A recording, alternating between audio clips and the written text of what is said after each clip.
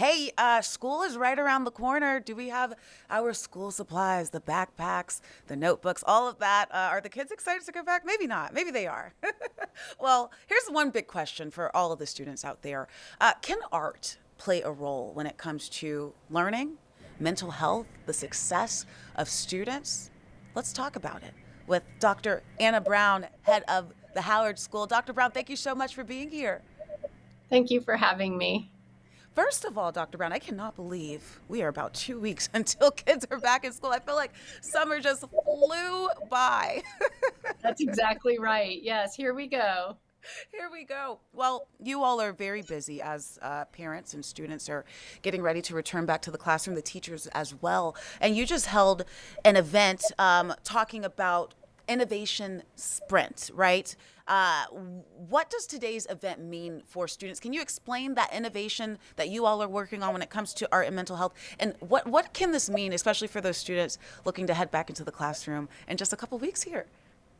This was an incredibly exciting event. We gathered this morning with scientists, researchers, clinicians, teachers, and artists.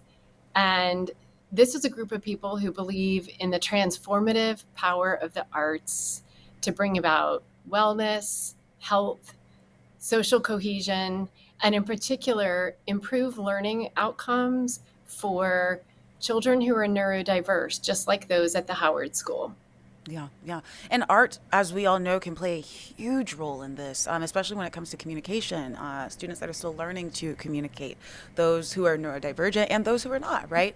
Can you talk about some of just the strategies and some of the things that you see are working for students when it comes to the arts and their learning? Absolutely. So at the Howard School, all of our students have a language based learning difference. And that means they may struggle to express what they're thinking and feeling in a way that the person next to them might not. It may mean that it's harder for them to hear and interpret language. And what the arts do is provide a powerful tool for these students to express, to share, to engage, and to communicate. So it really unlocks potential and opportunity for these learners. What are some of the type of arts that the students are participating in to help them um, take in information and also express what they're feeling? Absolutely. Today, for example, we had with us people from the Alliance Theater, so performing arts. We had people from the High Museum, so visual arts. We had guests from Infinity Village Lab, which is looking at AI and computer based arts. We had guests from Autism Improvise, so they're looking at improvisational theater. So the art modalities that we use are unlimited in possibility.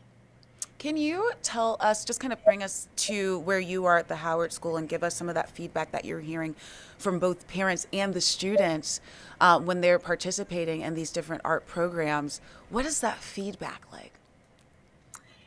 It is joyful and uplifting and energizing for students to have capacity for voice, for students to be fully present and have ownership and agency over what they want to say and how they want to be present in the world. It's something every child deserves. And the neurodivergent child, it's harder. The path is harder. And so, what we do at the Howard School and through the use of the arts and with these incredible partners from this morning is we find those pathways. We work together to create that opportunity.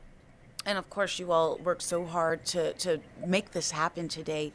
There's also still work that has to be done. What are some of the biggest things that are still needed when it comes to making sure that these students are supported? Funding is a major thing that we need. We Yeah. are, nonprofit agencies just across, be it in the arts, in the sciences, in the K through 12 educational space. That's a huge hurdle. It's a real challenge that we face. We are committed. This group of people today acknowledge this moment as a beginning. It is a movement to action, and our resolve is unwavering. So we will do this work, and we cannot wait to share it with the city of Atlanta and the state of Georgia. Absolutely. For any parents out there who might be navigating, or maybe they have, family friends who are navigating, they have a student who is neurodivergent, what is your advice or just a word to them as they navigate? Every experience is different. I should say that first. But as they, navigate to make sure that their child is getting the best support in school, maybe they don't have the answers. What's your advice to them? My advice to them is keep going, don't give up. At the Howard School, what we say is no child is broken. We are not fixing children. We are celebrating these children exactly as they are, for who they are and how they are. And what we will do is transform the school environment, the learning space, to greet these children where they are, to then open up all of the learning of which they're capable. And so to these parents, I would say, find your people, find the school that supports you and cares for you, and connect with that, stay engaged with that. We're out there. I absolutely love that. Well, Dr. Brown, thank you so much for coming on and sharing your expertise and giving us some insight. Is there a place where parents can go for more information? Absolutely. Please visit our website, howardschool.org. Please feel free to come by campus at any time, and keep your eye out across Atlanta for all of the NeuroArts initiatives that are going on.